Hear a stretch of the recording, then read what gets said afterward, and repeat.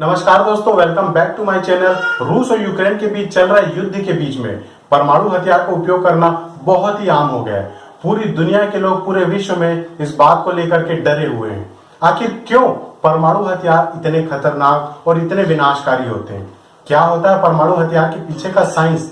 चलिए जानते हैं इस वीडियो के माध्यम से। पूरी दुनिया के अंदर जितनी भी चीजें होती हैं या पदार्थ होते हैं वो किसी न किसी प्रकार के परमाणुओं से बने होते हैं। परमाणु मतलब मॉलिक्यूल्स, और ये जो परमाणु हैं वो उनसे भी छोटे छोटे अणुओं से मिलकर के बने होते हैं, मतलब एटम्स।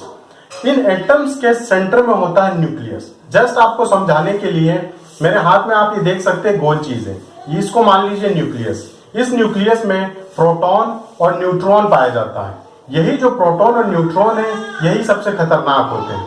अब होता क्या है परमाणु बम में, जो न्यूट्रॉन है, मान लीजिए ये एक न्यूट्रॉन है, इस न्यूट्रॉन के द्वारा पूरे न्यूक्लियस के ऊपर बमबारी की जाती है। जैसे ही ये बमबारी की जाती है तो इस न्यूट्रॉन के कारण इसका जो प्रोटॉन है न्यूट्रॉन है वो टूटने लगता है। बमबारी के कारण, टूटने के कारण बहुत ही मात्रा में एनर्जी क्रिएट होती है, और उसके अंदर जो न्यूक्लियस के अंदर जो न्यूट्रॉन होते हैं वो फर्दर किसी दूसरे न्यूक्लियस को तोड़ते हैं। इस प्रकार से ये चेन की जो घटनाएं चलती रहती है, मतलब ये एक चेन रिएक्शन होता है। इसके कारण बहुत ही मात्रा में जो टेम्परेचर है वो बढ़ जाता है और बहुत ही मात्रा में एनर्जी क्रिएट होती है। यही जो एनर्जी है वो इस परमाणु बम के बहुत ही हथियार और विनाशकारी होने का कारण है। इस प्रक्रिया को न्यूक्लियर फिजन भी कहा जाता है, क्योंकि जो न्यूक्लियस है, जो एटम का न्यूक्लियस है वो कई भागों में टूटता जाता है, और इस प्रकार ये परमाणु बम का रचना की जाती है। ठीक इसके विपरीत जो हाइड्रोजन बम होता है वो परमाणु बम से भी कई हजार गुना ज्यादा विनाशकारी और खतरनाक होता है। हाइड्रोजन बम कुछ इस प्रकार कार्य करता है कि जो न्यूक्लियस है, मान लीजिए ये एक न्यूक्लियस है और ये एक न्यूक्लियस है, जब इस दोनों न्यूक्लियस को फोर्सफुली, मतलब टेम्परेचर या प्रेशर के दबाव के कारण जब इस न्यूक्लियस को यूं इस तरीके से मिला दिया जाता है, ये आप देख सकते हैं, ये दोनों न्यूक्लियस को मिला दिया गया, तो चाहे ये न्यूक्लियस टूटे या फिर मिले, दोनों के कारण ही एनर्जी बहुत मात्रा में निकलती है। यही एनर्जी जो है वो विनाश का कारण है। जब भी हाइड्रोजन बम का इस्तेमाल किया जाता है, पहले उस जगह का, उस एरिया का टेम्परेचर बहुत ही बढ़ा दिया जाता है। कैसे बढ़ा दिया जाता है? पहले वहां पर परमाणु बम गिराया जाता है, उसके बाद में फिर हाइड्रोजन बम का इस्तेमाल किया जाता है। बहरहाल पूरी दुनिया के अंदर सिर्फ 2 ही बार परमाणु बम का इस्तेमाल हुआ है। 6 अगस्त 1945 को अमेरिका ने जापान के हिरोशिमा शहर के अंदर एक बम गिराया था, परमाणु बम, जिसका नाम था लिटिल बॉय, क्योंकि यह देखने में बहुत ही पतला और लंबा था, इसलिए इसको लिटिल बॉय के नाम से जाना गया।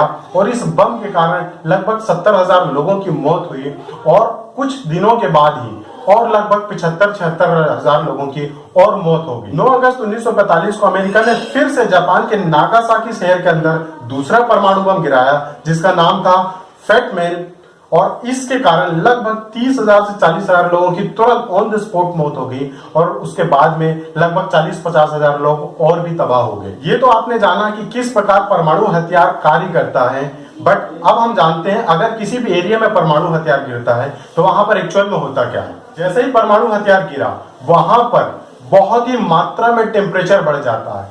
जब मैं यहाँ बहुत ही मात्रा बोल रहा हूँ, यहाँ पर कोई 50, 60 या 100 डिग्री टेम्परेचर की बात नहीं, बल्कि करोड़ों डिग्री टेम्परेचर 1 सेकेंड के अंदर टेम्परेचर बढ़ जाता है, जिसके कारण जो भी इमारतों के अंदर लगा हुआ लोहा होता है, मनुष्य की जो बॉडी होती है, या फिर जो भी पेड़ पौधे या जो भी वाटर बॉडीज होती हैं, वो सारी की सारी ही डिस्ट्रॉय हो जाती है। इसके कारण इन फ्यूचर में जो रेडियो एक्टिविटी का जो लेवल है वो और बढ़ जाता है। आने वाले लगभग 20 साल तक वहां होने वाले जो भी बच्चे पैदा होते हैं वो किसी न किसी प्रकार से विकलांग पाए जाते हैं।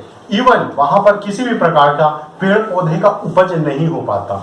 आप सोच सकते हैं कि परमाणु हथियार कितना खतरनाक होता है। अगर एक बार इस्तेमाल होता है तो पूरी मानव जाति के ऊपर बहुत ही गहरा आघात करता है। प्रेजेंट पूरी दुनिया के अंदर सिर्फ 9 ही देशों के पास परमाणु हथियार का जखीरा अवेलेबल है, जिसकी संख्या लगभग 12,000 हथियारों से अधिक है। आप समझ सकते हैं अगर थर्ड वर्ल्ड वार हुआ तो पूरी दुनिया, पूरा विश्व पूरी तरह से तबाह हो जाएगा। आई होप आपने इस वीडियो के द्वारा परमाणु हथियार किस तरह से काम करता है इसकी बारीकी को समझा होगा। मिलते हैं अगले वीडियो में। Till then take care, good bye.